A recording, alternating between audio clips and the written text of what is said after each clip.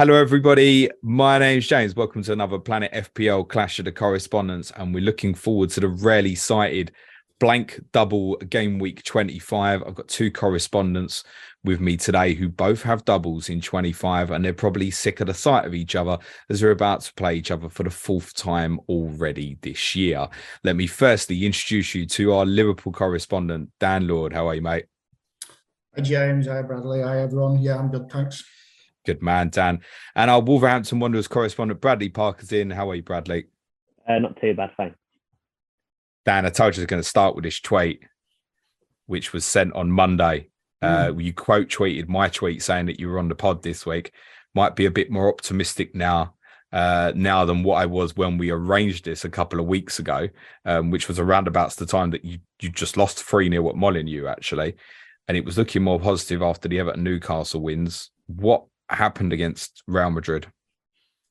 Well, just going back to the tweet, it said might. I didn't say I will be more. I will did be say more. might. But yes, I am slightly more. But it was just outclassed just by a far better team in every area of the pitch. They were better apart from the first 15 minutes. And we were lucky to get away with just 5 put past us, I think. You felt that way with like 25 minutes to go.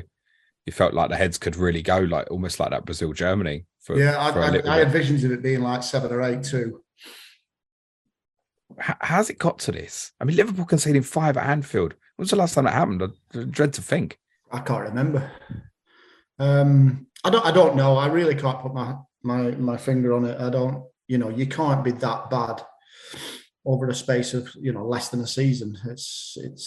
I don't know. I've racked my brain time and time again. I don't know. It's an accumulation of many things, I think, but it's not good, and it doesn't look like it's going to get any better anytime soon. We've been here before, though, haven't we? The COVID season, when it went from you was top of the league in December to you couldn't even always buy a goal or a win at Anfield very suddenly, losing to the likes of Burnley, Fulham, Brighton. There was others silly games that you lost as well. I think the only team you beat in about a 3-month span was my team, as per usual. Is this recoverable, Dan, to the extent, like, do you still expect to finish 4th, for example? No. But the bookies will still have you down as favourites for 4th. There's no signs or reasons to believe that we could finish 4th with the form we're in, as opposed to other teams. We're nowhere near it. We papered over the cracks a little bit with the Everton and Newcastle victories. Everton, they just laid. They didn't even turn up. Everton. I expected Dyke to get them right up for that and have a proper go at us. And actually, they made it easy for us, which. We were vulnerable. We were to be had in that game, and I felt the worst. And then Newcastle, obviously they're sending off a Pope, but they had chances. Even with 10 men, they looked as capable of scoring as we do. Yes, the sending offs changed it a little bit, but then what you thought maybe we're turning the corner a little bit, and then we just got men against boys, wasn't it, against Madrid yesterday? So I don't know. There's no kind of signs of it turning around, really. Going back to the COVID season, I mean that was mainly due to injuries. Playing a poor back four, makeshift back line every week, wasn't it? Yeah, every single week. Here we have had injuries, but not to that extent. I don't know. Going back to the last podcast, I think it's a mixture of injuries. Confidence is one of the big things, I would say.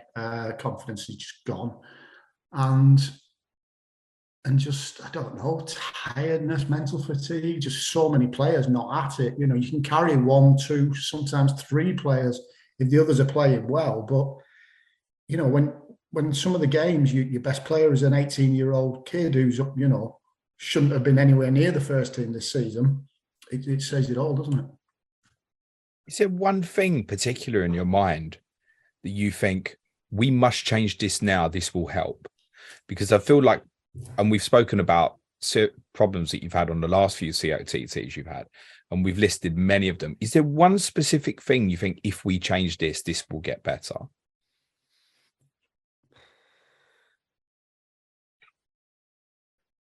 I think it's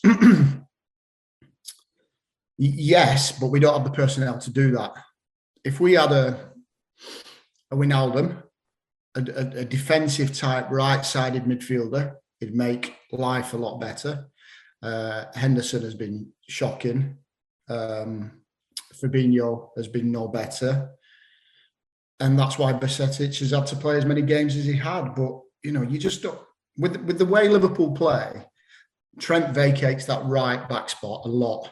And sometimes he's the furthest man forward.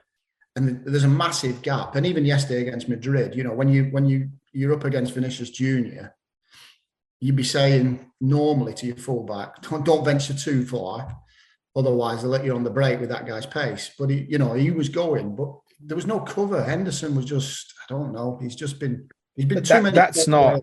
We've all kind of picked on Trent a little bit individually for some of his defensive stuff. That's not on Trent, right? That's coached and instructions. It's got to be a little bit on the manager, no?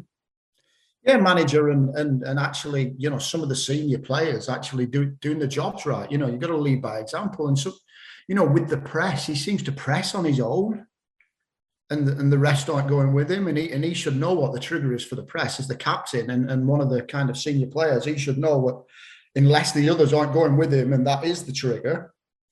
But he's pressing on his own where everybody else isn't, and it's just poor. It's poor all over the pitch. Trent's been playing better. Last time I spoke to you, I said pretty much the whole back line had been poor. I think Trent's been much better. Virgil's nice to have back. Kanati made a difference when he was in, but then he went again.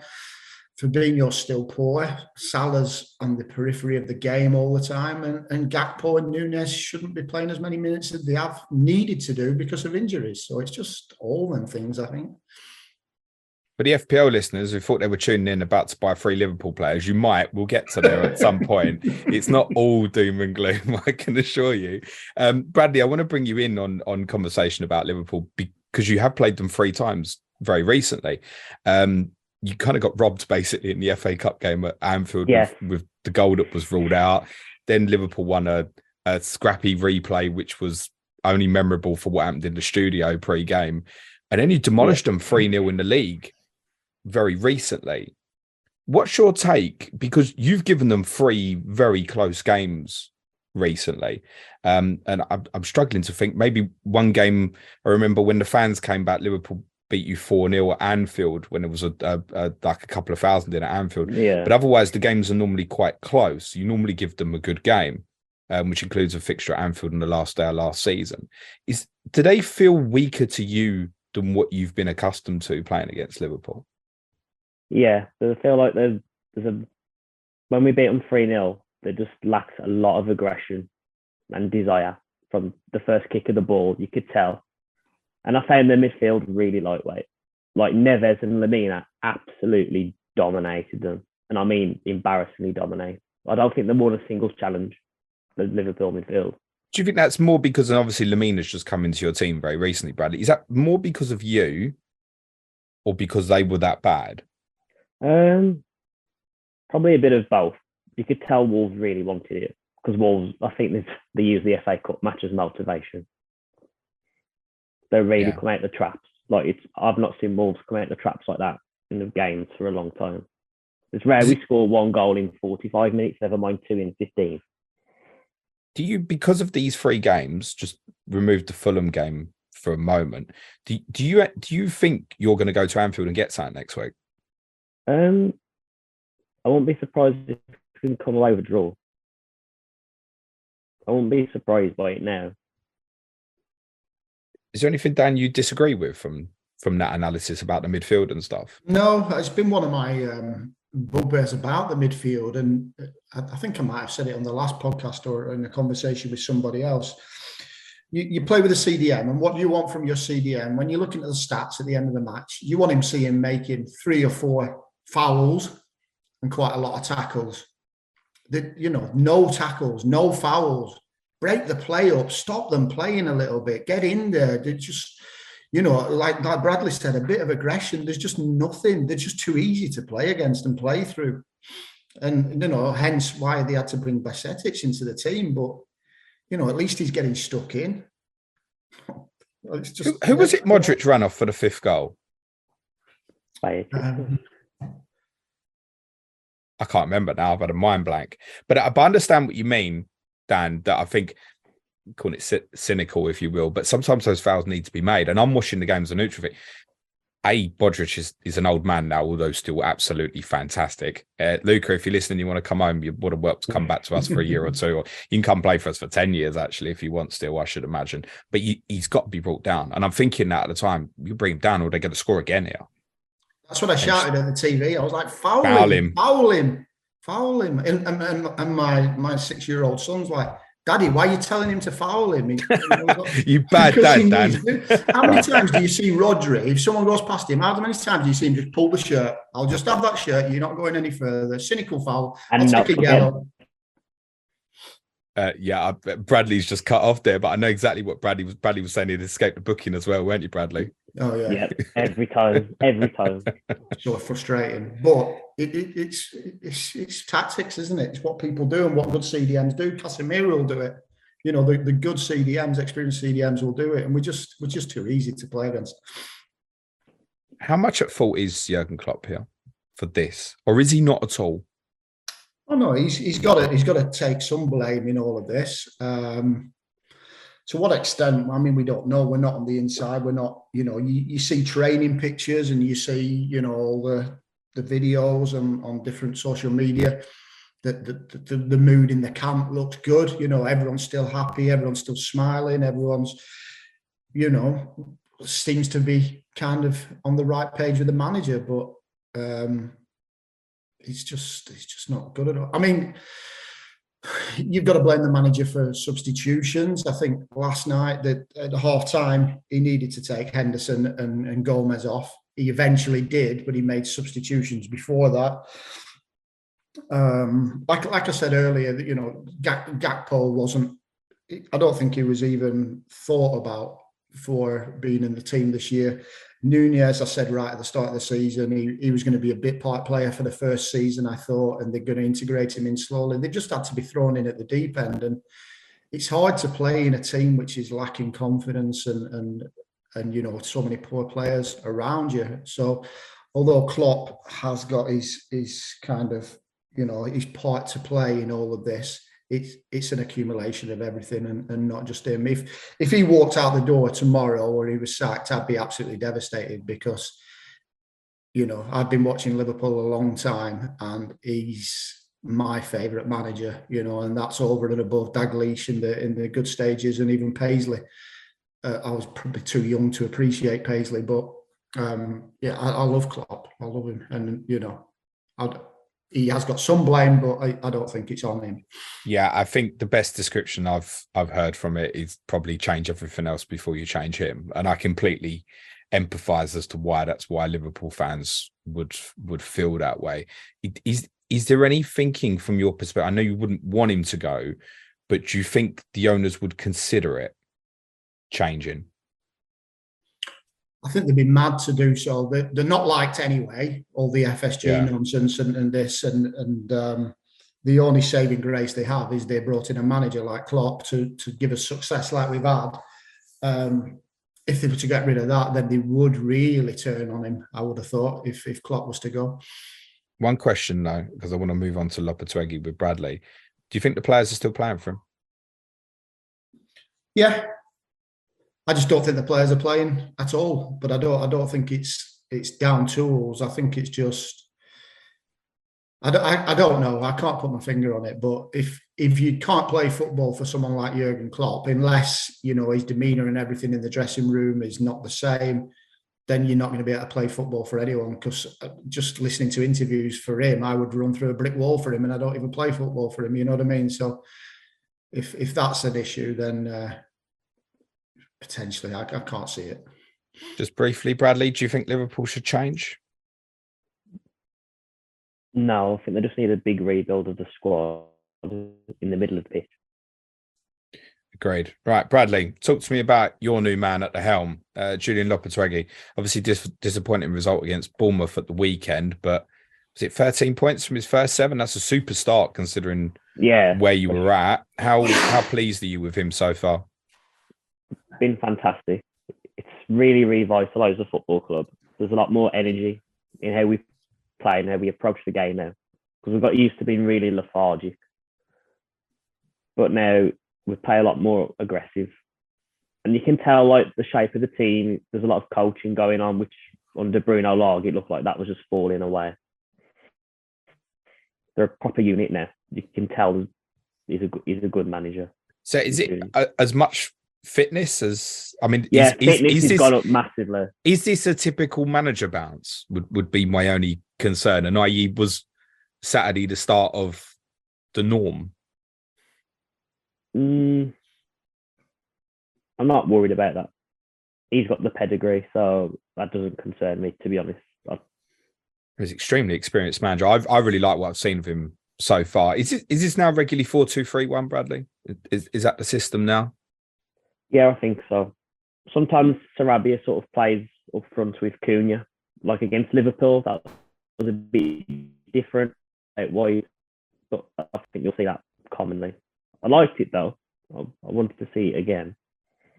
It feels like the games I've seen so far, it feels like you've got an extra body forward. Just literally as simple as that. I think someone closer to the front man, and because you've for so long you've played with three in there, and as good as Neves and Moutinho are and stuff, they're not players who are going to arrive late into the box. Dan's about to remind me of Neves' goal in the league game against Liverpool. I know, but it doesn't happen often, or certainly didn't under the previous managers in any case. Yeah, we do load more bodies in the box. I think it's the run Sarabia makes that help. If you watch him, like, he's one of those players that you don't appreciate his quality unless you're watching him like in person, if that makes sense. He's always making a lot of runs off the ball, and where to receive the ball has made a big difference in how we attack. But Cunha's still not a proper striker, and we're still going to struggle for that.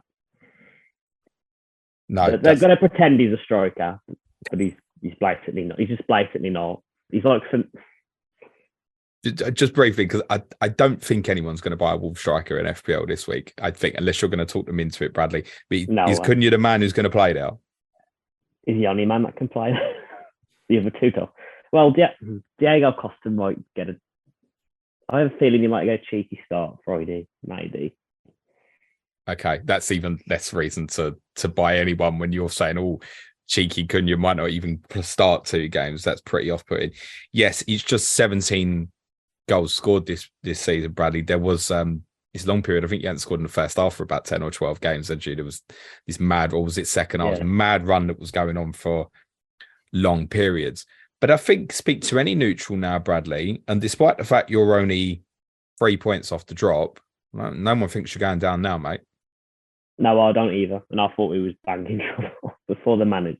It's the manager, and to be honest, and the signings we made in January, especially Lamina. I liked him. Surprised by Lamina. I really liked him at Southampton. I think he had a few issues there where he fell out. But my case of him is I'd see him for a few games. I'd think he's great, and then the next few games I'd see him, I think he was shite. He'd look really average. I think he had similar problems when he went on loan at Fulham as well. I'm not surprised he's come in and started very well for you. It helps obviously that he knows the league. Talk to us a bit about Sarabia then. If you're saying, is he becoming a difference maker for you then? I think so. It's just, I'm not sure it's going to translate to FPL returns a lot, but he certainly makes a difference to the team, I think. Just his quality on the ball, but where he receives, like I said, where he receives the ball, the runs he makes off the ball to help somebody else make an inside run, just stuff like that. That's what makes the difference. Because Adama doesn't have the same football intelligence when he plays. Hold on. And we should say we're pre-recording this on Wednesday night, but I saw a tweet a few hours ago from the official FPL account saying the scouts tipping up Adama Traore is now the time, Bradley. Why? I don't know, but the question was posed. So he'd be shoved on the bench at any moment. Do you know what? It's one of them. I bet they got more hits on that article because people went, I've got to read this and see what's in there. Dan, you've obviously played them 3 times recently. They give you tough games, right? Yeah, and the worrying part about playing Wolves is Wolves don't score goals and they put 3 past us. So what does that say about us? But they've always been, I always think they're kind of defensively solid, or they have been. You know, it was always, you know it's 0-0 at half time, don't you, with Wolves, and then it depends what happens in the second half, whichever Wolves turn up. But they've got, to me, it's always like they've got a load of really good players, but they don't play as a team. And if now, Lopetegui's come in and he's trying to get a tune out of them and actually a structure and a style, then I think the only way he's up for Wolves, really. They've got a lot of quality players. And like you said, Lamina is a little bit like Anguissa at Fulham at the same time, wasn't he? And now he's pulling up trees tearing it up at Napoli. Napoli. He's another one who, they were highlighted as good players once upon a time, but didn't actually perform. And yeah, he's, like you say, he's got pedigree. He's a good player. And people like Neves and Cunha, I agree with you. I thought he was an attacking midfielder. I don't think he's ever been a striker. I like 8-9. I think he's a really good player. Kilman's solid. Sarr's a good keeper. I think they're a decent side. Wolves, they just don't score enough, do they? They need a proper way of playing and a continuity of personnel, because it seems to change all the time. So with that all in mind, Bradley, sounds positive. What went wrong against Bournemouth? Wolverhampton Wanderers, DNA. It's in the history of the Tottenham, yeah? It's in the DNA of the Wolves, is it? Okay. Yeah. They come for a point that took all three. I love that. Is this going to be a problem for you though, going forward? That actually, when the expectation is on you, because there isn't enough quality in terms of a number 9, that you may well struggle in some of these fixtures rather than some of the harder ones. Probably, it's what we've got used to. Like when we won at Southampton, that surprised me, because I thought that was done and dusted at 1-0, especially because we'd all score. So we're used to that anyway. Like Wolves can get the surprise wins, and they probably will get some more along the way. Our away fixtures are pretty tough for the rest of the season, I think. Now, I think Dan probably didn't dread playing anyone at the time, but I think I'll speak for most of the clubs near the top end of the league, that when you come up, mate, it was like a dread to play you. Oh my God. You knew you were going to have such a tough game. And particularly going to your place, if you were anything under 100%, you were going to get beat. But over the last couple of years, and it goes back to Nuno's last season as well, it's not felt like that. No, I agree. You're saying the same energy's not there, if that makes sense. But the collective of the team now, you're saying's there. I mean, it's worth saying they made a good start under Bruno Lage, no? They lost the first 3 games. Yeah, but I think back to like when you played United in game week 3, we were sitting there after those 3 defeats. I think you hadn't scored, had you? And it was like, no. How would you not scored? And then you went on a brilliant run of results after that. So I'd just be a little bit conscious of that I've seen a quick uplift off a bounce in the past. But yeah, I don't see you being in trouble, Bradley. It's worth saying these fixtures you've got coming up, obviously from an FPL perspective, the double's interesting because just purely it is a double. Then against my team, then a trip to Newcastle. Actually, it's 4 fixtures. Those are 4 tough games, aren't they, Bradley? Yeah. It's conceivable to lose all of them, isn't it? Yeah. The thing, I'm not as worried about playing Tottenham at home. You shouldn't be, mate. Because of your midfield injuries. That's what will keep Wolves in the Premier League, the midfield. What playing Tottenham? Probably. No.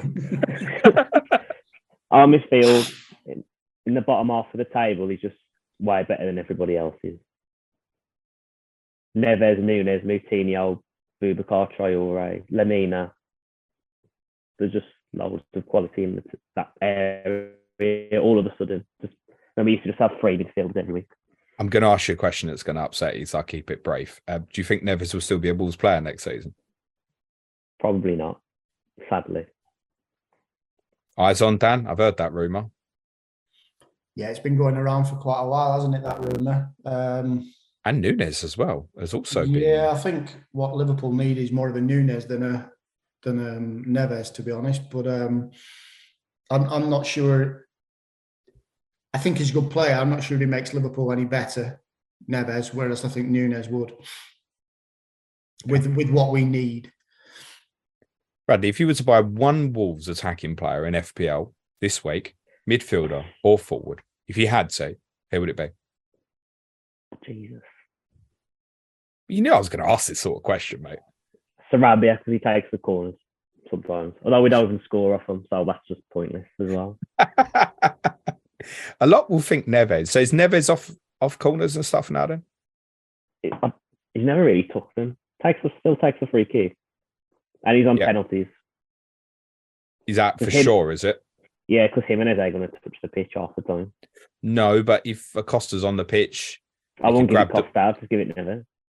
I know what you do, but Diego Costa might have different ideas, Bradley. He's a big bloke. Neves might not want to argue with him. I don't know. I'm not looking personally. I'm not going to buy. I'll be very, very clear. But Nunes at 4.8 feels interesting to me, Bradley, no?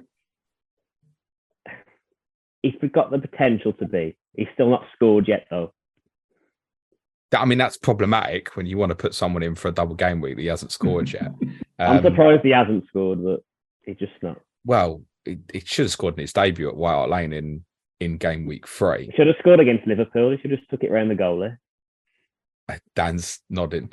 So why not him as a gamble at 4.8? At least then as well.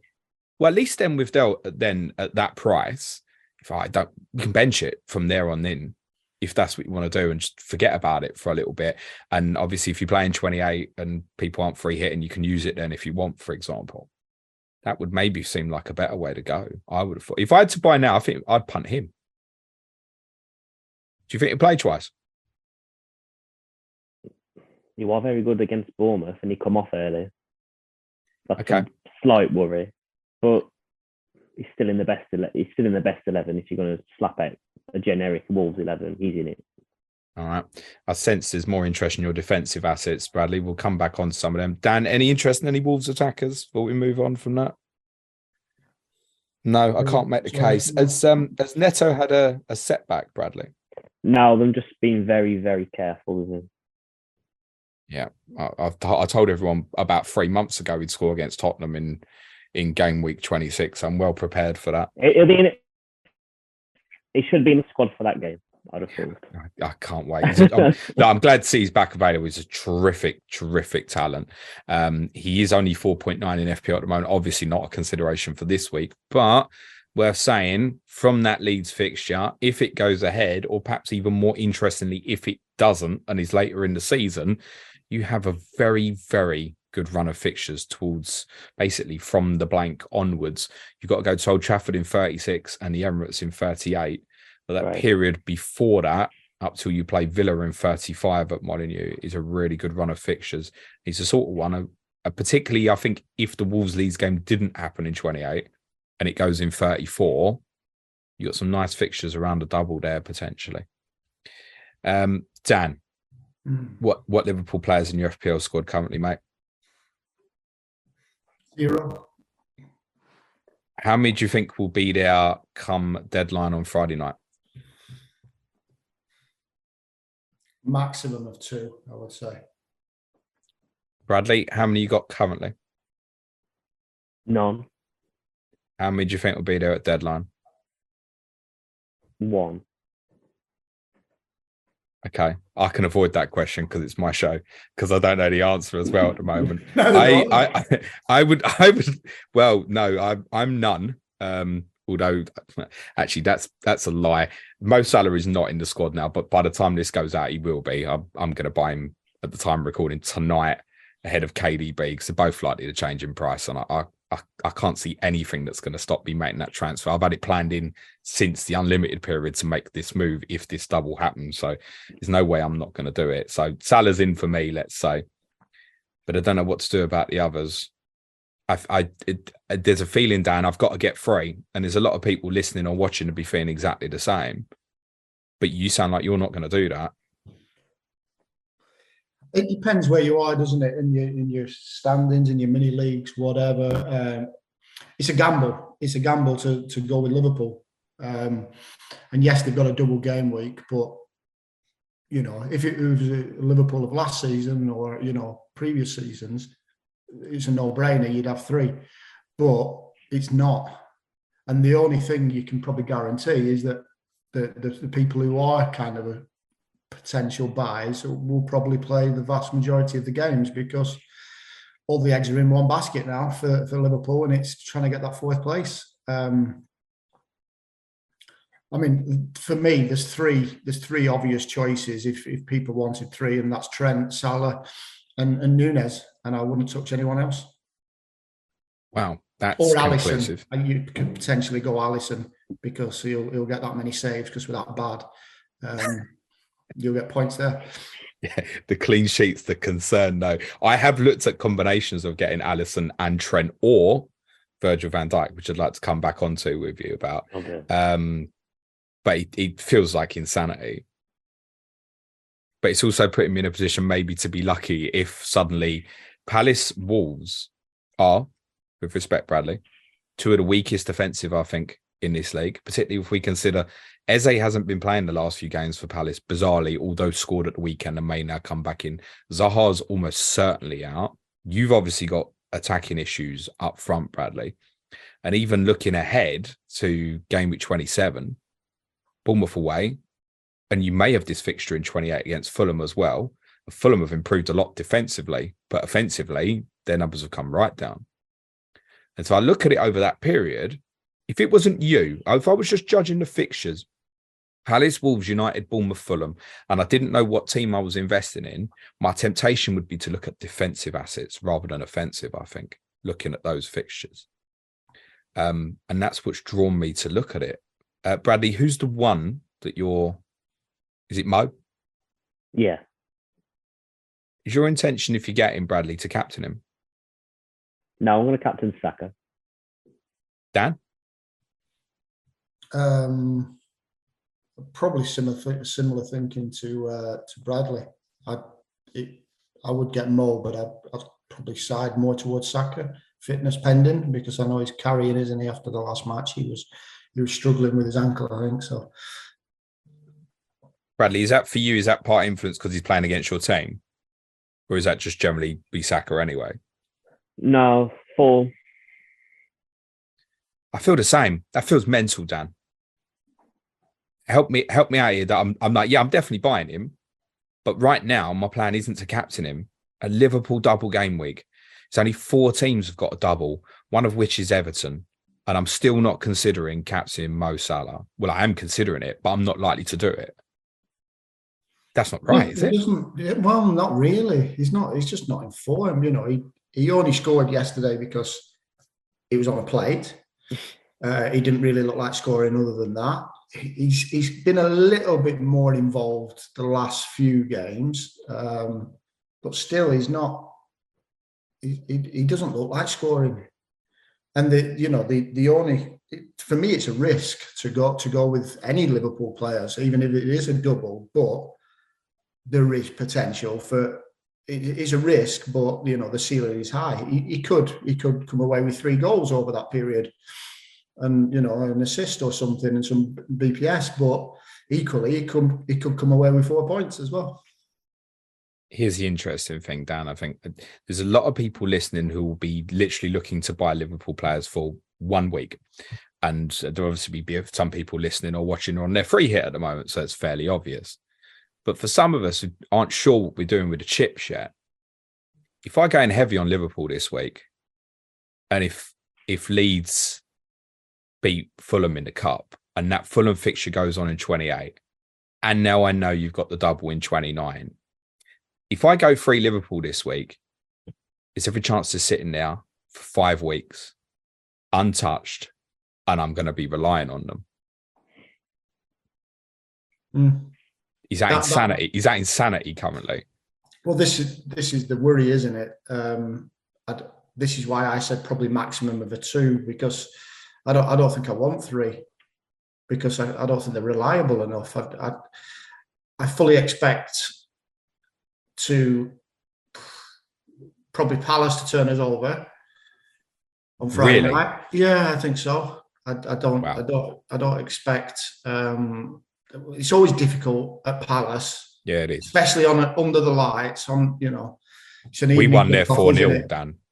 Yeah, we struggle at Palace. If they go a goal ahead, which is quite likely against us, then fans will get going, and that stadium will be rocking. I think we'll beat Wolves because we're at home. That's the only reason. I'd hope to beat Bournemouth in that period. CotC has beaten United. And then Fulham will be tricky as well, I think, depending on... And I'd like Paulinho to serve his we should add that that double in 29 is Manchester City away and Chelsea away. But if I land there at that point and haven't used the chips, if I've got 3 Liverpool players, I'm not moving it with the 2 feet. I mean, Mo Salah scoring any game at any time, right? So I'm not gonna. I wouldn't captain him, but I'm not gonna go moving it. My real concern of doing it, I actually feel quite brave about the prospect of that happening, although you're massively putting me off, Dan, is if I go Salah, Nunez, Trent, right, the 3 that you said, I mean, it's probably the most popular 3. What is that as combined value, roughly? What are we saying? Nearly like 28 million or so? 28? Roughly 29 million? Yeah, closer to 30, I would have thought, yeah. So I'm spending well over a quarter of my FPL budget on Liverpool players. And in terms of my starting 11, well over a third, probably. In 3 Liverpool players, that's where a third of my FPL investment is going to go right now on Liverpool. I'm not sure that's right. Well, I'm not. This is my point. And are we blinded by what Liverpool have been and what these players potentially can do? Because, but I also think there's the possibility of what this could be. Exactly. And we have to remember that. If there were signs of improvement that suddenly we've been struggling, but we've been playing well, and it's just a matter of time before it clicks and we batter some teams, then you'd think differently. But actually, we're clinging on in games. Apart from Everton, who just rolled over for us, everything's been a struggle just recently. It's not enjoyable to watch as a fan. It's cringeworthy. There's mistakes everywhere. Confidence is shot. It's not enjoyable, and it's not something I'd promote people to do. But you never know.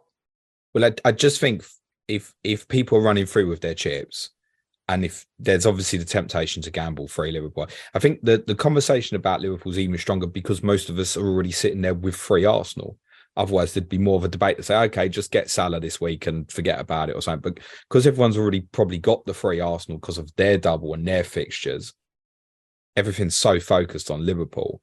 And like I said, if Leeds beat Wolves Fulham on Tuesday night, and then the Fulham game goes ahead, you start looking at 28. I don't need to free it. Oh, shit. I've already got good cover for 29 as well. Oh, a lot of teams playing in 28, double in 29 as well now, like likes of Villa, etc. Chelsea. Oh, I can add these in and not use the chips. And then I'm stuck with these 3 Liverpool.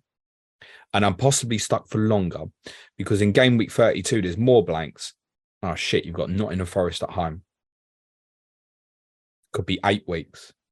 Then I'm wild carding in 33. And them Liverpool players, whoever I get, there's a chance they could just sit there for 8 weeks, all that money.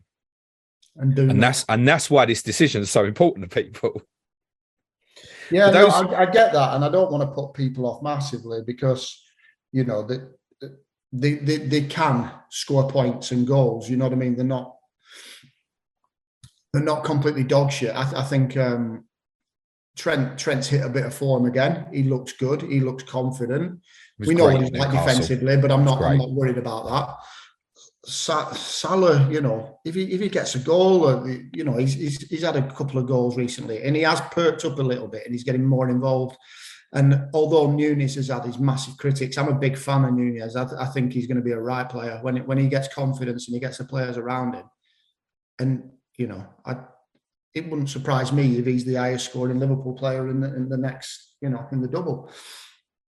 Okay. I don't think I've seen a lot of people talking about Jota or Gakpo. Jota looks a million miles off the pace at the moment. The injury, it's been a long time. That is a risk. That is a massive risk, in my opinion, people talking about Jota. I think Gakpo as well. Both the minutes will be limited of them because there'll be rotation like there has been. Firmino will get minutes and Jota will get minutes from the bench in both of the matches. And that will probably be at the expense of Gakpo and Nunez. So there's them. I wouldn't touch Robertson. I wouldn't touch Van Dijk. I think Gomez's minutes are numbered, and Matip will probably come back in there. Alisson will get his save points. Maybe I won't guarantee on any clean sheet points, and Trent attacking returns. And why would you not touch Van Dijk? Because I don't think he'll get any attacking returns, and therefore they're not.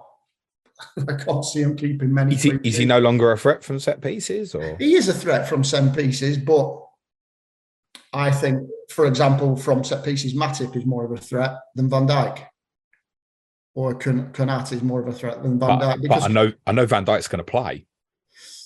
Yes, he will. But I don't. Yeah, but then again, I don't know. I just think I can't see it. I can't see it. If it ends up like I said, and it's 8 weeks, it's not just a choice about 1 week. If I'm picking for 1 week, if I'm free hitting, I'm going Trent over Van Dijk all day long. But if I'm going over that sustained period, I probably need minutes in the majority of these games. And I know Virgil van Dijk provides that. Now, with respect, highly likely to go out the Champions League and no domestic cup competition. There's no reason to think Trent's going to be rotated, plus the improvement in form. I get that completely. So I still think Trent, but I wouldn't rule out Van Dijk personally. Why definitely not Robertson? I don't think he's not looked as good as Trent, as threatening as Trent. I don't think his delivery is as good. Trent, you've got the free kicks advantage, haven't you, as well? Obviously, they both take corners from opposite sides, so there's that potential. But I don't know. I think I just think Trent's the higher ceiling, and yes, he's a bit more expensive, but I'll be surprised if Robertson comes away with more points. Okay, Joe Gomez. A few have been asking 4.3. Is that off the table after the Madrid game? Is it completely? I think it was off the table already. Anyway, I think he was only ever going to play one of the two. Matip's made of biscuits. We've had this conversation before, and he can't play that many games. So I think he was always going to play against Madrid because of Vinicius, his pace, because Gomez is fast. But a team where we will probably have more of the ball, than Matip's more important. So I think he could potentially play both the doubles, Matip over Gomez, but definitely one, I would say. So I don't think you'll get 2 starts out of either of them. Bradley, would you rather buy a Wolves defender this week or a Liverpool defender? Liverpool. Why? More chance of an attacking return from like Trent. You not got this big giant Craig Dawson at the back now, who over 20 Premier League goals in his career, no? Yeah, he's got his 1 goal now. You're going to have to wait a bit. It's also about 2.5 million cheaper than Trent. No, because I just fancy Trent more to see assist potential. Okay, different question. Would you rather buy a Wolves defender this week or an Everton defender? What's Everton's games now? Arsenal, Leicester? Villa at home and then Arsenal away. Oh, Villa at home. Yeah, I'd rather buy a Wolves one. Okay. So you'd be happy to pay 0.5 more for Dawson than, say, Tarkowski, for example? Yeah. Dan, do I need to ask you the same question? You're going to give the same answer, right? If I was to go, I'm debating bringing Pickford in for Danny Ward, to be honest, as an Everton doubler. I think that's interesting. I'd rather buy Pickford than Sarr. But I think the defenders is closer. Yeah. So, I think Everton are more likely to keep clean sheets. That's presumably from what you've seen the change of manager. Yeah, it's all down to Dyche. Yeah, no other reason than that. They've got experience, Cody, Tarkowski, Coleman, and I think is it Mikalenko, is he called, the fullback? I think he's decent. They're solid at the back. As long as the 3 in front do a good job of protecting them, then they can get clean sheets. All right, here comes the funny question, Bradley. Would you rather buy a Wolves attacking player or an Everton attacking player this week?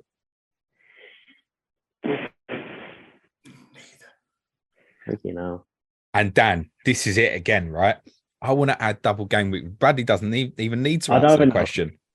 Because the answer is I don't want Wolves attacking Oh, players. my. I've seen it all. I've seen people talking about McNeil, Iwobi, Morpay, Wolves attacking players, Cunha. People keep asking about Cunha.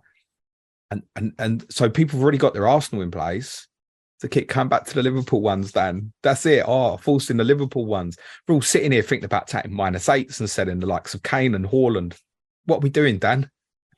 Well, I don't know. I'm thinking of selling Kane for a -8 as well. But exactly. So why are we doing worry it? For me. And when you put it like, would you rather a Salah or Nunez than a Cunha, than a Calvert-Lewin? Then you know what I mean. It's a no-brainer because although Everton are in a poor state, just like we are, and I would be surprised if they scored more than us over the double. And the same with Wolves, actually. I'd be surprised if they scored more than us. So there is more potential there, but the prices are a hell of a lot more, aren't they? And then, like you said, suddenly you're in one of these scenarios, and those of us who've played this game a long time is, okay, well, I had Salah for the double. He only got 4 points, but it's Bournemouth next.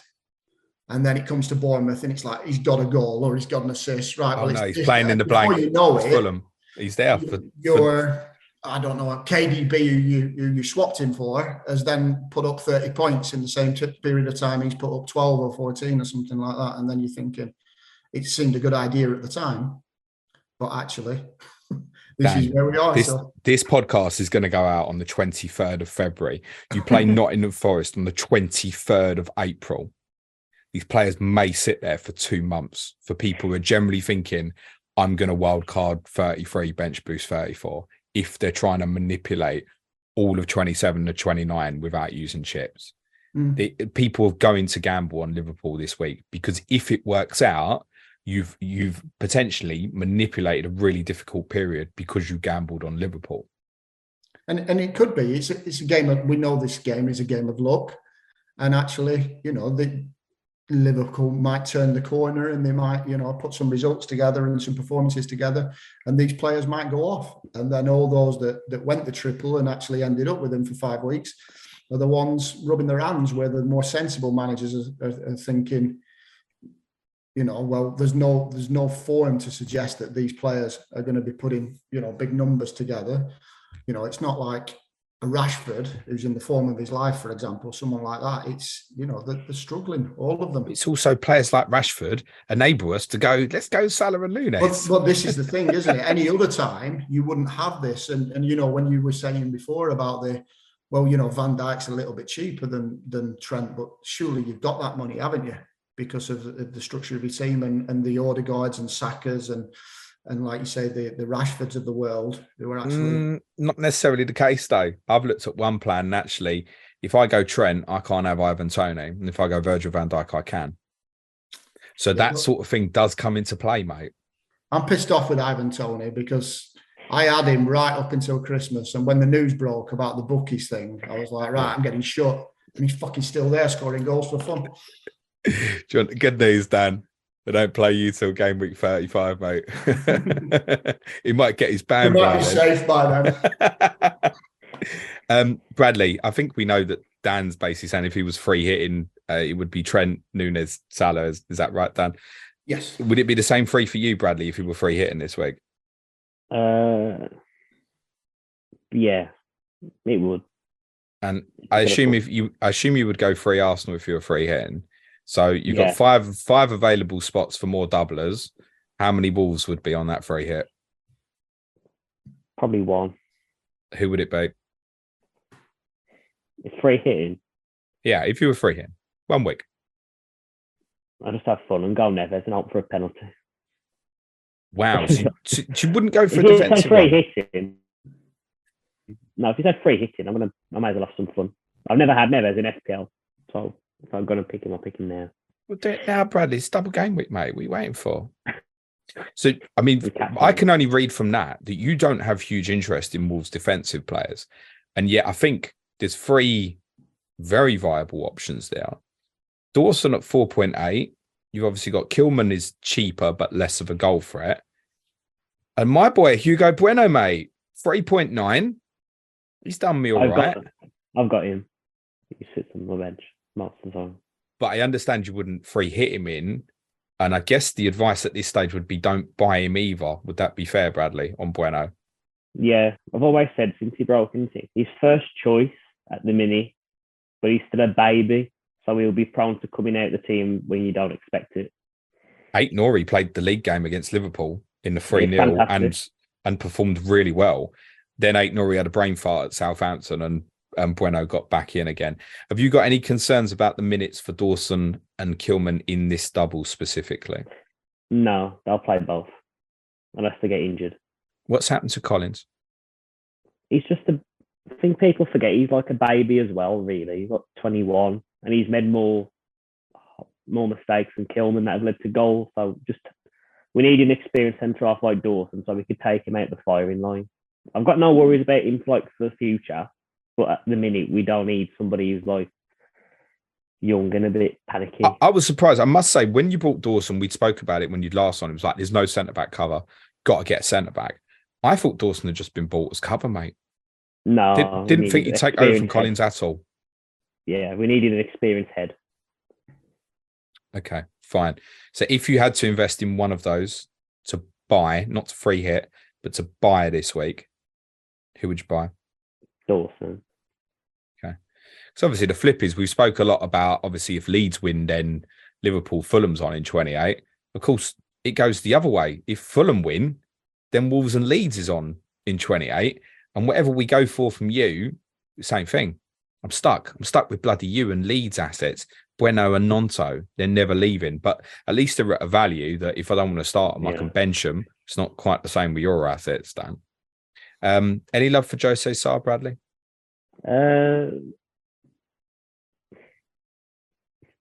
Not really. I wouldn't buy him over he's a bit more expensive, isn't he? So I wouldn't buy him. Okay, fine.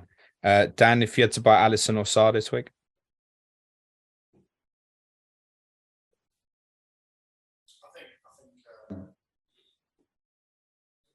Pickford. I wouldn't double up on Liverpool defensively. So I think I almost definitely want Trent if I'm going defensively. So it wouldn't leave me a spot for Alisson. I am not going to rule out going double Liverpool defensive, mate. Yeah, I think you're mad. I already know that I'm mad, Dan. I also know that no one else is going to do it, right? So you got to try some things a little bit different sometimes. I think part of it is, I know with Alisson, I've got reliability there. And actually, we spoke about it so many times over the years. We've gone, he's a waste because the fullbacks are too good offensively and stuff. This year, we've spoken about this before. There's a viable case to go for him. He's the third highest scoring keeper in the game, despite your problems. So it's like, if you do fix it, with him, unlike with Edison, it's like, if they keep a clean sheet, it's 6. It's never more than that because every time City face a shot on target, it goes in the goal anyway. But in your case, he's capable of 7s and 8s and stuff, isn't he? And that does make Alisson a little bit appealing. Yeah, I mean, like I said, but I think the reason he's the third highest scoring keeper is because we're not keeping clean sheets. He's getting BPS and he's getting save points because we're up again. We're giving chances up too easily, and that's why clean sheets worry me, even against the likes of Palace and usual goal shy Wolves who put 3 past us last time. So I think the mentality of teams playing Liverpool now are actually that the fear factor's gone, and it's actually we can turn these over today. That right, Bradley? Fear gone?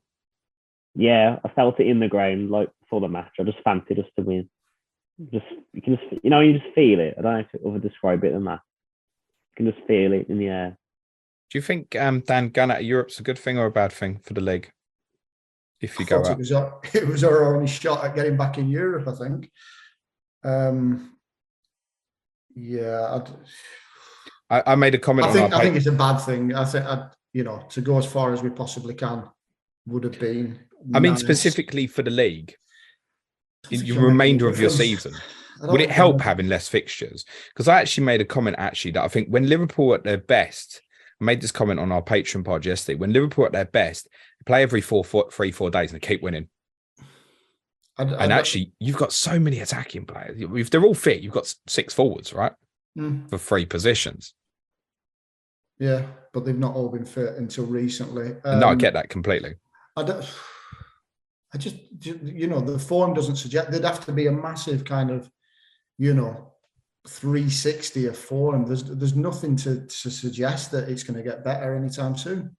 And I know you said before that they're the favourites to finish 4th. I can't see it. I'll be astounded if we do.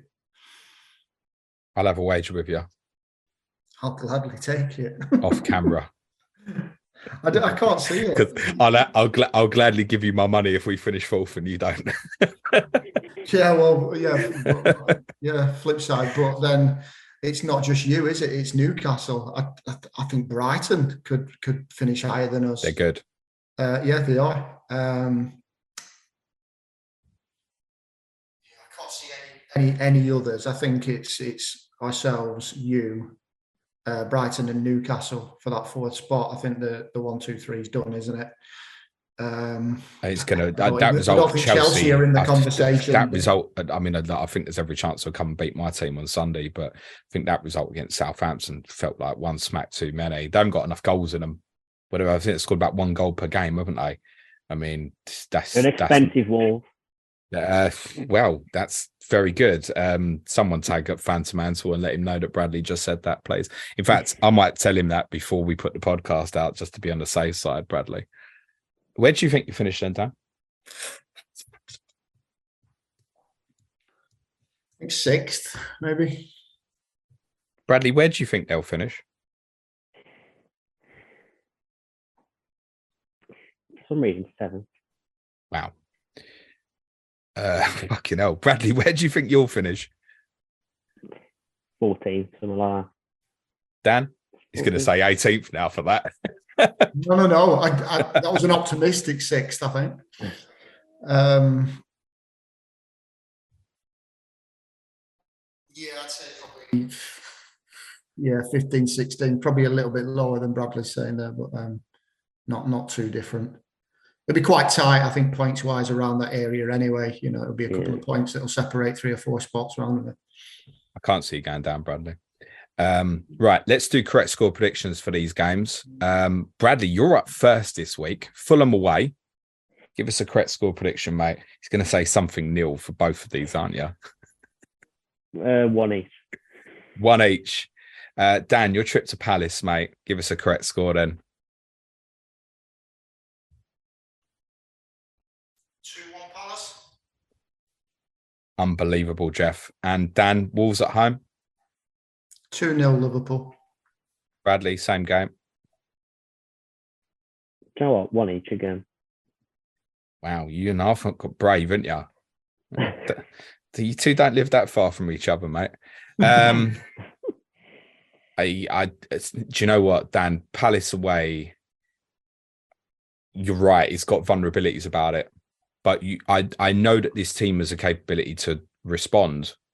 But at the moment, it's only knowing that there's the capability. I'm not certain that they will. And I know Palace is one of them. What I feel like I've seen in your team recently, even saw it in the Newcastle game, which was unnecessary. I think there is an awareness of defensive problems, and they're sitting off a little bit more when you go in front in games. At Palace, if you get the second goal, you're done. You're won. If you don't, you're in trouble. And I can vision the game that you're 1-0 up and it finishes 1-1. I can vision that. I was speaking to a colleague, I think yesterday, who's a Liverpool fan as well, and I said they'll turn us over. I think on the transition, they'll kill us with the pace that what they could break with. If they play Elise as a Zaha. Zaha's out, isn't he? Is he? Yeah, but that's where we're vulnerable. That in that where it breaks down and then suddenly we're up against it. I think did Madrid score 2 or 3 like that yesterday? It's poor. It worries me. And if we go a goal down, which we tend to do, that the fans will get up for it, and then it'll be rocking. It'll be loud. It's a Saturday night. It's under the lights.